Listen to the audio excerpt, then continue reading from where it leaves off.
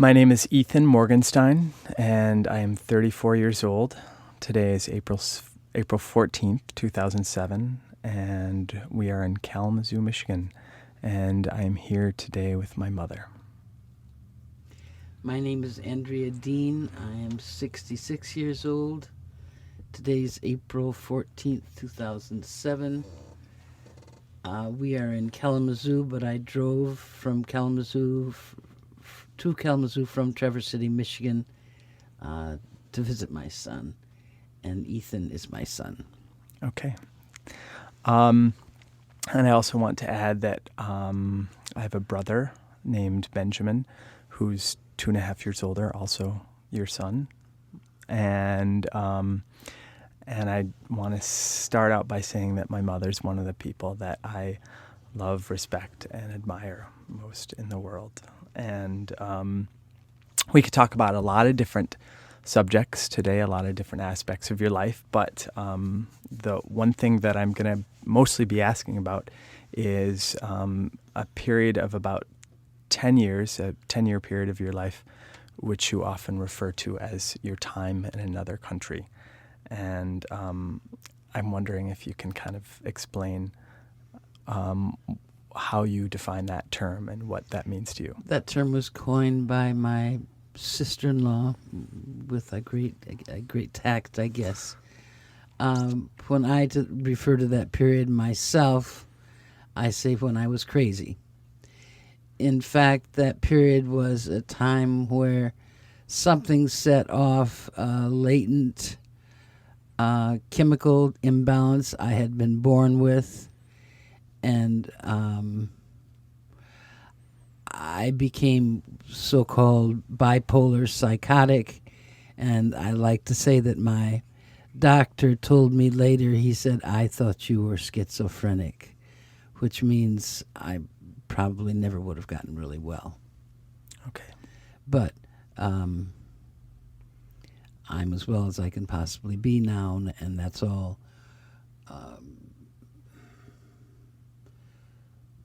Almost 30 years in the past. Yeah, that was from 1974 to 84, roughly? Roughly.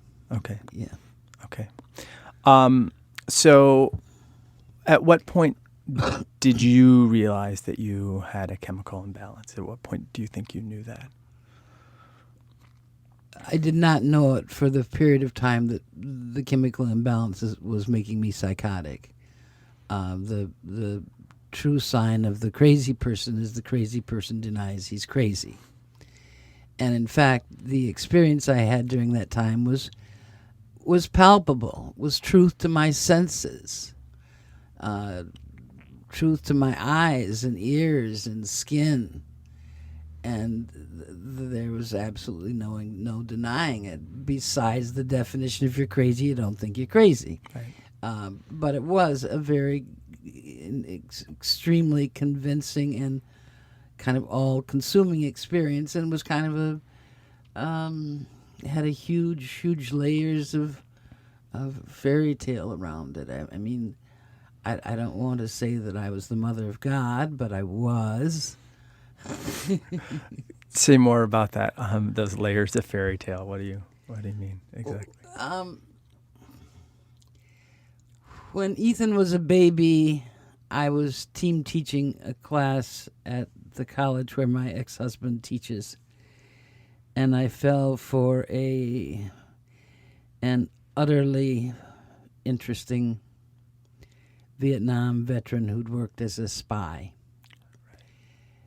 And he just bowled me over. And he used to say, we'll have to run away together. So he was married. I was married. He used to sing Janis Joplin songs to me in tones you could barely hear. This Vietnam veteran spy was singing so softly. And just everything about him just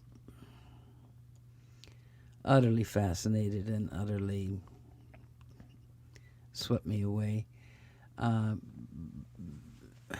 I don't want to go into too much about this, but when it became clear to my ex-husband that I'd been lying to them and that I was totally obsessed with this man, he promoted a divorce. And then basically for the next 10 years, I was trying to find the man who I lost when we divorced, that is the Vietnam veteran. But soon his astral body became to live with me, and he was with me constantly in every way. A ghost, literally, I felt with its astral body inside me, and he was Jesus Christ, and Ethan was the father or son. I never quite figured that out of Jesus Christ, and so on and so forth. I think that kind of illness often includes this religious paraphernalia. Yeah. Okay.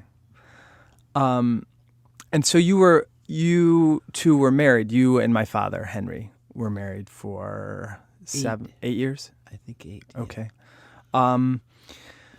So do you have one memory of that marriage, or anything, a pleasant memory or something that maybe signaled the beginning of the end, or some memory of that 8 years? I could give a lot of answers to that question. I know that before we married, I wrote someone from my college a letter in which I said I didn't think he had a soul. Meaning Henry. Yeah. Yeah.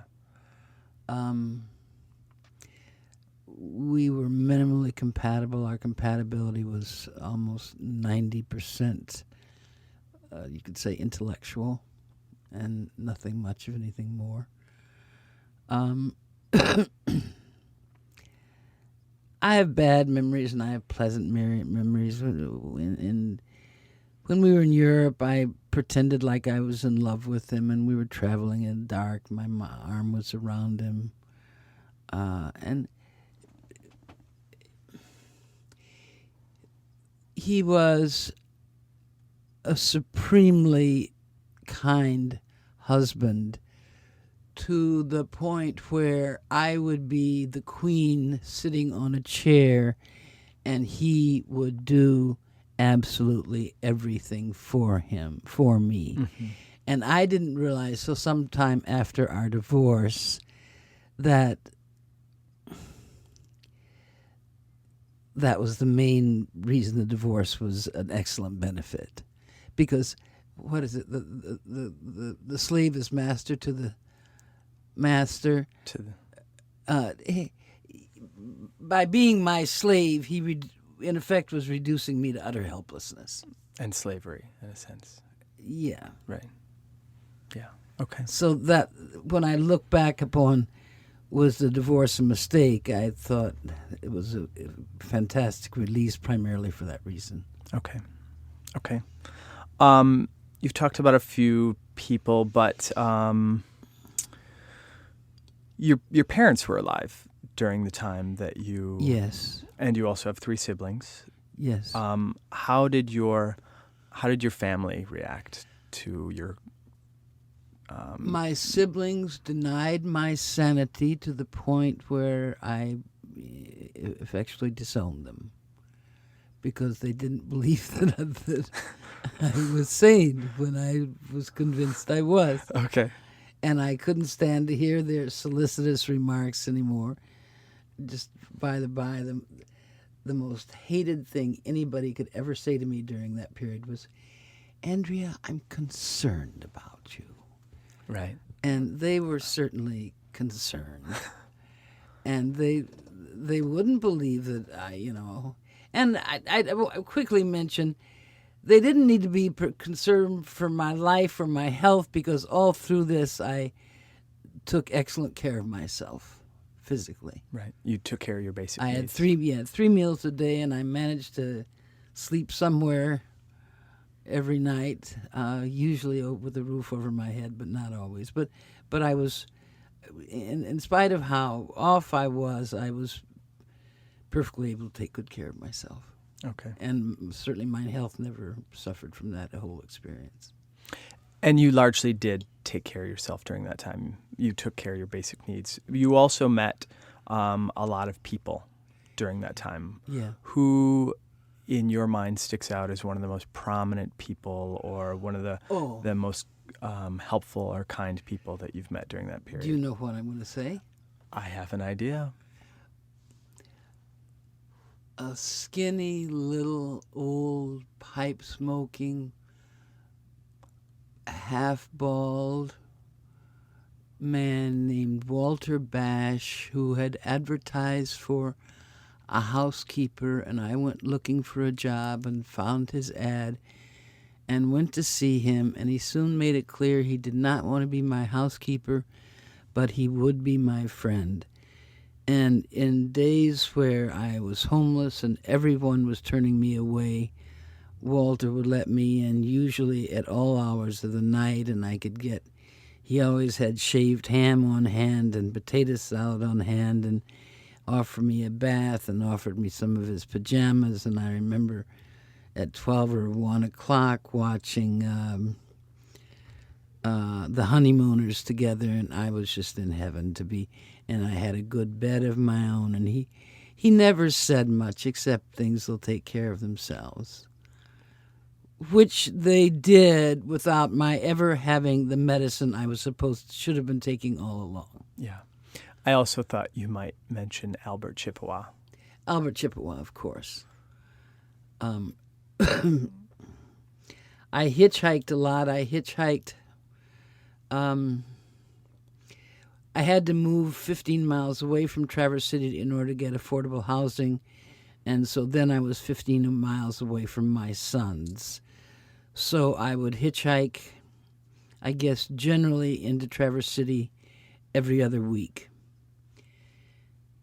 day. And once I was on my way back to Suttons Bay, 15 miles away from home, when a couple guys stopped and said, "You'll have to come up to Shabbytown and meet Albert Chippewa." Okay. And so I went with them to Shabbytown, with the reservation near there. And sometime later, Albert Chippewa came in from pruning trees, and he just seemed to pour out spiritual light. He just seemed like the most beautiful soul I'd ever seen. And soon after that, we were living together. And he was 20 years older than I was, or at least 20 years older. But the most outstanding point about that is Albert would tell Ethan that he'd saved my life 3 times. But I think there's no question that he saved my life once, and that was we were walking home from the liquor store, and he thought I was behaving strangely. And next thing that happened, I guess after we got back to our room, was that I was convulsing. And Albert got me to the hospital. They immediately put me on a breathing machine. If Albert hadn't gotten me to the hospital and put me on a breathing machine, how could I have lived if I needed a breathing machine? And I was there for 10 days, and my doctor said, other doctors had different opinions, but my doctor said it's like your fever goes up just before you're getting well. He thought it was just, and soon after that, I was pretty much well, of just things taking their natural course. But yeah, I went to visit Albert in a old people's home just a couple months ago, and he was really, really feeble, but pretty much remembered me. And he was a very, I guess I'd say equally dear to me as Walterbosch. But boy, to have 2 friends like in a largely strange or hostile world meant a great deal. Yeah. But I made a couple references.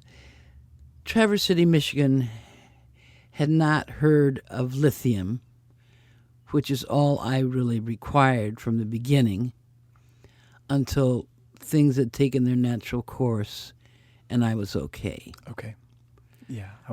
After it was all over, I was prescribed lithium, which I will take for the rest of my life, and I'm very happy to. It's no. Okay. You mentioned hitchhiking, and one thing that I recall is that at a certain point you hitchhiked from Traverse City, Michigan to Tempe, Arizona, which has got to be at least 2,000 miles. Not true. Okay. But you somehow landed in Tempe, Arizona. Not right.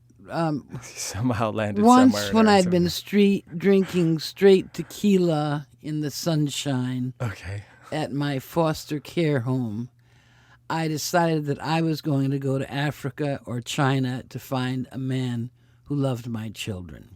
Okay. And I dropped by your father's house, picked up a suitcase, got as far as Kalkaska, and then hitched and walked back to the foster care home, arriving there at 7 in the morning. The Tempe, Arizona is I feel like I'm taking up too much time. No, you're fine. You're fine. Go ahead. I did not hitchhike to Tempe, Arizona. I was taken to Tempe, Arizona by a cabbie I met whom I thought was for sure a form of the original man I'd fallen for. This man had different forms all over the world, you might as well say. And this looked like a pretty good form of the man the man I always wanted. And so about the time I've found out I'd made on the sale of a house elsewhere, that's another story entirely, but maybe $6,000. And I said, let's go on a vacation. And I wanted to go one place. He wanted to go one place. He wanted to go to Tempe, Arizona. So we were delayed while he managed to get a car. We went to Tempe, Arizona. I guess it was Tempe, Arizona. It was outside of Phoenix. Right. And then after about a month, he disappeared with whatever money I had left.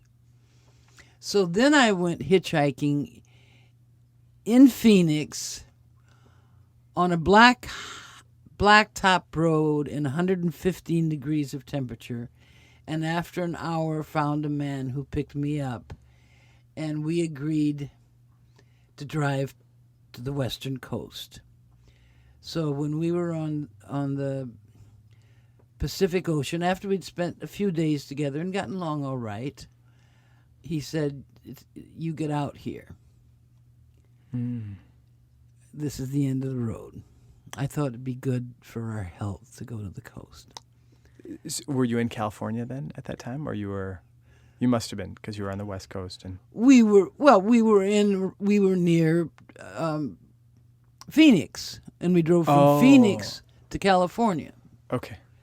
And this was a nice guy. He certainly didn't try to rob me, or I can't fault him, except that he said this is the end of the road.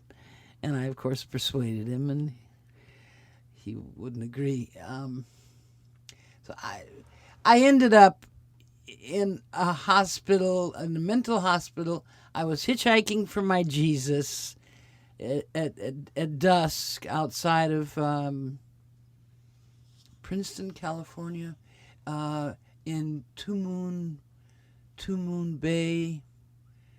And the car came to take me to heaven, but it was the cops, and the cops took me to a mental institution in San Mateo, California. I was there for 10 days when the state of California, at their own expense, flew me back to Traverse City. Okay. And flew you back to Traverse City on just a regular airplane, I assume, right? Escorted, Yes. or No. just by yourself? Yeah. Okay. And I stopped in Detroit. In the Detroit store, I saw a gray T-shirt with black writing on it that said Detroit Jail, and I stole it. I think I still have that T-shirt. The Yeah, property of the Detroit Jail. property of Detroit Jail, yeah. I should wear it more often. So you were 10 days in a hospital in California. That was not the first hospital, or No. was it the first hospital? Certainly not. So I'm aware that you also spent some time in the Traverse City State Hospital. Yeah, I liked. God knows what my calculations at that time were worth, but I said I was in the city jail 13 times and the Traverse City State Hospital 13 times. I don't know what those. I know those were figures that were in my mind back then. Okay. But it was a number of times, and I like to say, and it's true, that sometimes I checked into the hospital of my own accord because I wanted a clean bed, a good bath, and some food. Right. And that was certainly the case much of the time. Or because I thought I had an appointment with my love in the state hospital. Okay. Yeah. What are some memories that you have of the state hospital, or one memory that maybe you might talk about? I'm sure it wasn't a pleasant place most of the time. Well, I might have told you I was in the same place every time except once, and all the other times were very bearable. They were just, like confused, disturbed kids. There were no great security. Though I do remember being let out occasionally from that place. But it was a large place, so it didn't exactly seem like a god-awful, ghastly lockup. And nobody was very sick, and people could form kind of relationships. And it wasn't bad at all. There was just one place I went that was unbearable. In the state hospital, a different building. Do I explain that? I didn't quite understand all this until recently, but I was in jail for a number of times, pretty much overnight, but once I was taken in jail, always basically for trying to see my children, when my ex-husband had a restraint order so that if I stepped near the property, I could get thrown in jail. And I never stopped trying to see my children, so I never stopped going to jail. But at one point, there was a question as to whether I was fit to stand trial. And one morning, my cell is opened. I'm put on leg irons and handcuffs and put into the back of a police car, and am driven to Ypsilanti, Michigan, for tests to see whether I was fit to stand trial. And if I was asked, do you hear voices? I said, absolutely I do, on this written test. Okay. So I answered a lot of the questions the way they shouldn't have been answered. And and again, I didn't understand all this until recently. It was, well, never mind. But I think it was an old boyfriend who had initiated this attempt to decide whether I was fit to stand trial. But so the results came in, and I was on Thanksgiving morning. I was released from jail and thrown into the ghastliest arm of the state hospital I can imagine. And in fact, one of the psychiatrists I knew, vaguely, here and there in the state hospital, and I said, Dr. Boyd, can't you get me out of here? He said, I know it's a snake's pit. And it was one of a number of periods in my life when I said, I don't know how I survived it. Yeah.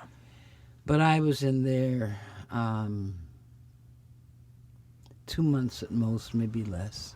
Okay.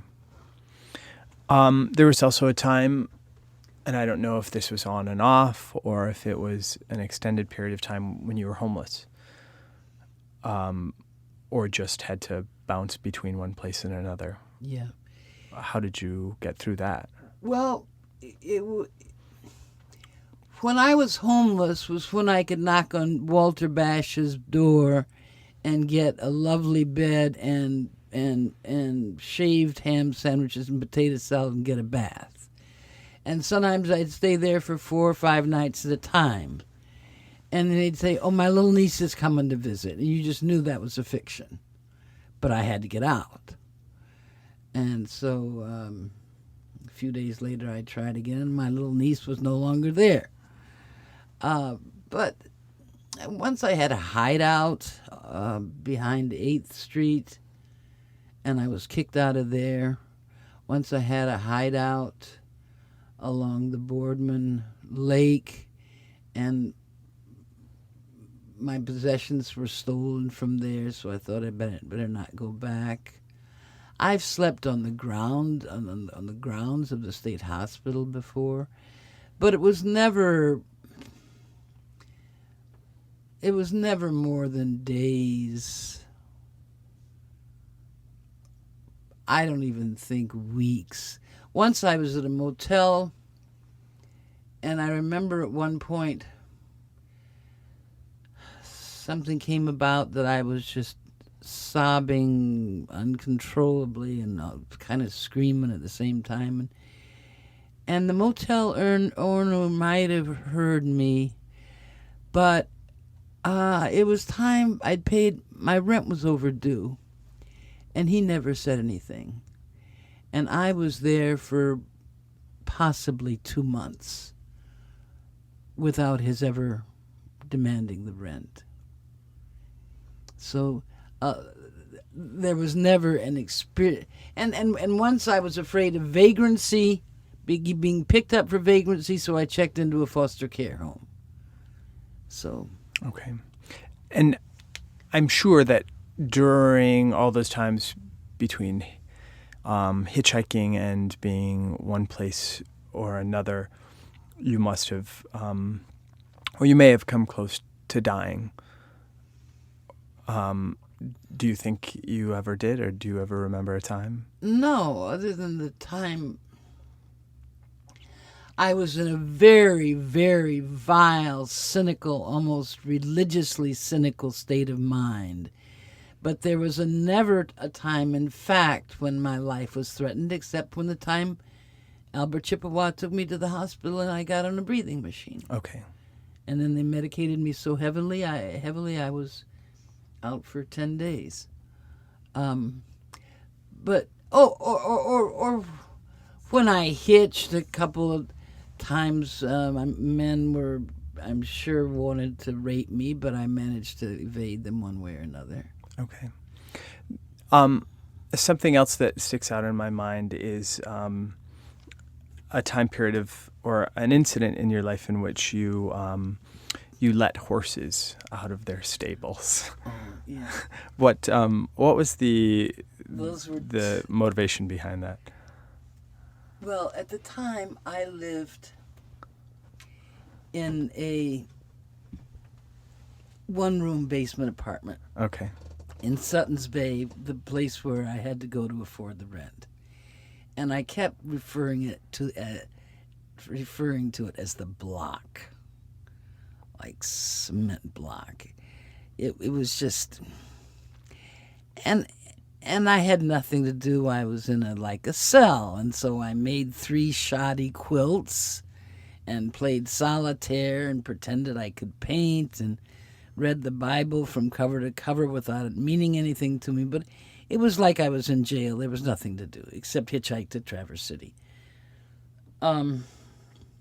So I had a real big thing about freedom, which I still do, I think. And once, fairly late at night, I was out at the marina of Suttons Bay, and I let go I just untied a big, beautiful sailboat. and it went drifting out into the bay. And the next thing I knew it, I was in jail in Leland, another small town beyond Suttons Bay. And they let me out probably the next morning. In the case of the horses, I did this a couple times. They were horses that belonged to an old good friend of mine who kept horses in town. And I just thought it was yucky for him to be tied up. And so I let him go. So that was essentially an expression of your desire for freedom. That's right. And my friend Judy, who owned the horses, never did anything about it. But I'm sure she wasn't very happy about it at all. Okay. And I guess one of the most prominent words that I remember, or I would almost say it was a mantra for you, was endure. Endure, endure, endure. I suppose. What kept you enduring? Why did you not just surrender yourself to whatever was in front of you? I think anybody's going to endure as long as they can. I think it's something in the human spirit, something in the blood. And besides, I got enough sleep, I got enough food. I mean, it wasn't the food I would have chosen, but I was in a perfect survival state physically, and my life was one of anger and torture pretty much constantly, although there was a period when I had just absolutely gorgeous dreams of flying in the cosmos. But maybe the first thing I should say is for the sake of my two boys, whom beyond the desire to physically connect with the man I'd divorced for was this absolutely unbearable situation of being separated from my boys, and I, while I was crazy, I did everything within my powers to even see them more often, everything in my powers to affect the legal situation. So why do I hitchhike 15 miles, a total of 30 miles a day, every other day of the week to see my boys? So I didn't say that last night, but that was probably the prime. Aside from just the essential human element of the will to survive, it was, and then the man became incidental at that point.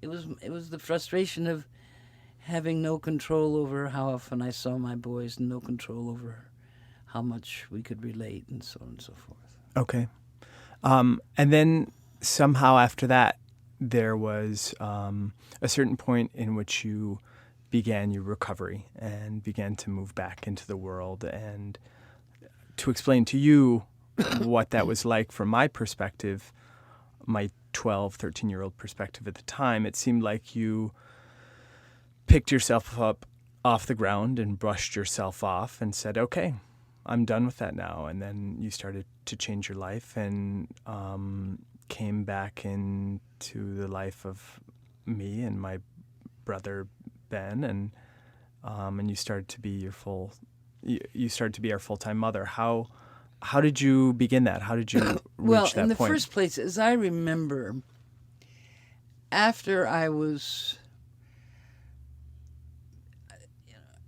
eventually was able to move back into the house which my ex-husband had bought upon our divorce, where my children now lived. Not back, but for the first time into that house.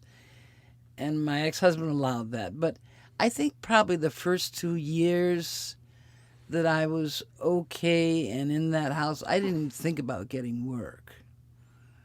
But I guess I did pretty much. I mean, the years of the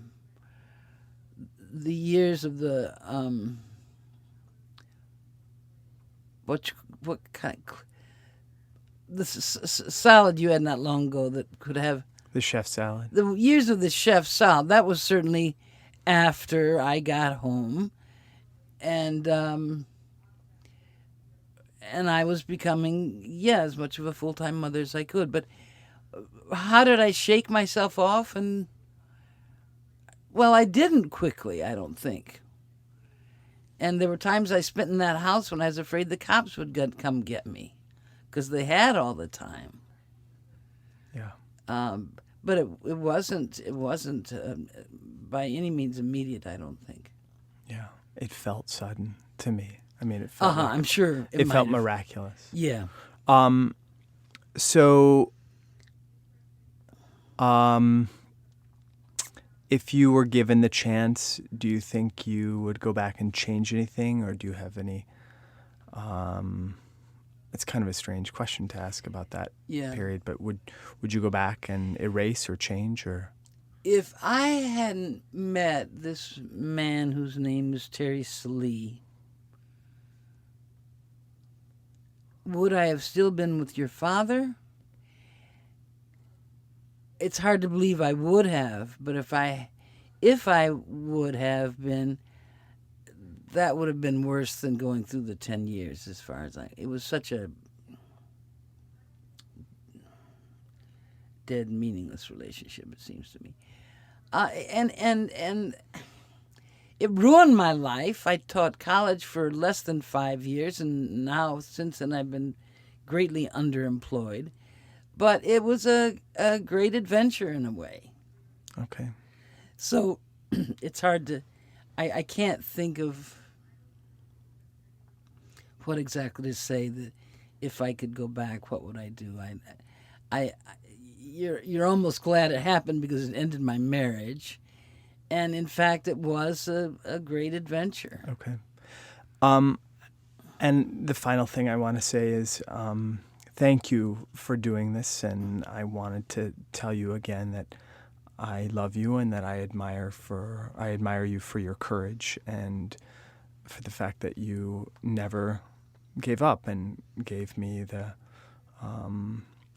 word endure, and give me a constant reminder of the human spirit, and I very much appreciate that. And one of the things that I remember you saying to me when I was little is, "You're alive, and that's great." And that's we would say that to each other. And I also said, "You are my little prince." And I love you, and I appreciate that. Thanks, Mom.